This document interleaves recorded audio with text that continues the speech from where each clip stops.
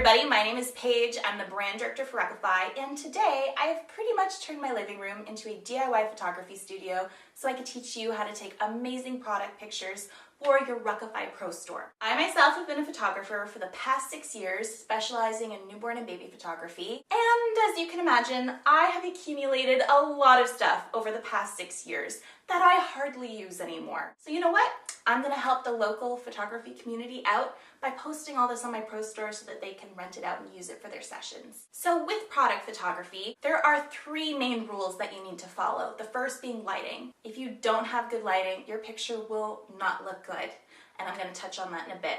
The second would be background. If your background is distracting, if it's messy, if it takes away from your asset, it's just not gonna look polished and professional. And third would be composition.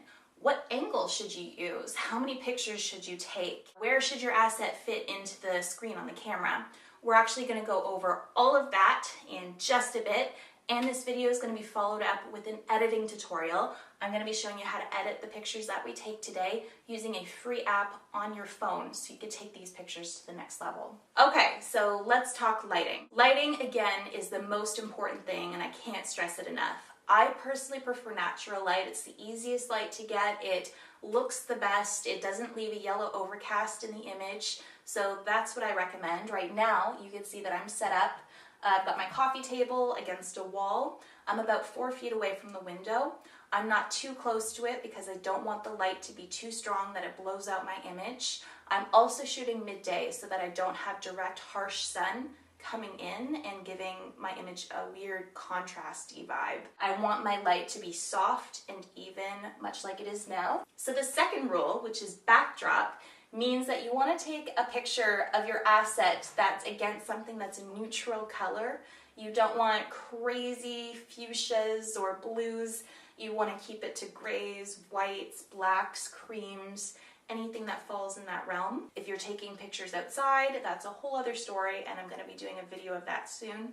But again, the best thing you can do is just make sure that everything in the frame looks good and there's no junk lying around. Now the third thing would be composition. I'm actually going to turn my camera on so that you can see everything that I'm going to do. Alright, so first thing is first, you'll notice that my camera has a grid.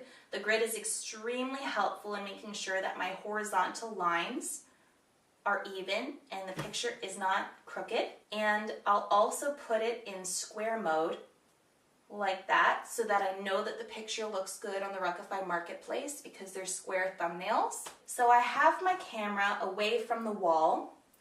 It's a fair bit of distance away. And this is because when something is right against the backdrop, not only does it create harsh shadows, but you can see all the detail in the wall. And you don't want that. So you want to make sure it's a little bit away so that there's separation and the background is a little bit blurry. So I like to take 3 shots when I'm doing product photography, or at least I aim for these 3 shots. The first shot being a straight on shot, the second being an angle shot, and the third being a context shot, which is also known as an action shot. So a picture of your asset actually being used by somebody. And if you don't have somebody around who's willing to be in a picture with your asset, then you can always just kind of throw a hand in there. It just helps the renter gauge the size and kind of have more of a connection with whatever you're trying to rent out. Yeah, the first thing we're going to do is something straight on. I'm not going to tilt my camera forward. I'm not going to tilt it back. I'm going to keep it rather straight. And I'm just going to look in the frame, make sure the strap is behaving itself.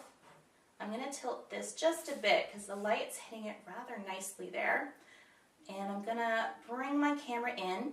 You'll notice I'm leaving room at the bottom and even more room at the top and some padding on the sides as well. There we go. We're going to take that. Perfect. So the second shot is the angle shot. We're just going to go up. People are able to see the lens and what's going on the top of the camera. Now, if you have an asset that has something interesting on the back that people might need to know about, of course take that shot too. I'm just saying 3 would be the minimum. And now for the context or action shot. And I apologize if my hand is shaking. I have just had a lot of coffee this morning. So again, you just have to pop a hand in there if you don't have anybody willing. All right, so that is 1 item down and about 1 million to go. but it gets a lot easier and a lot faster as you go along.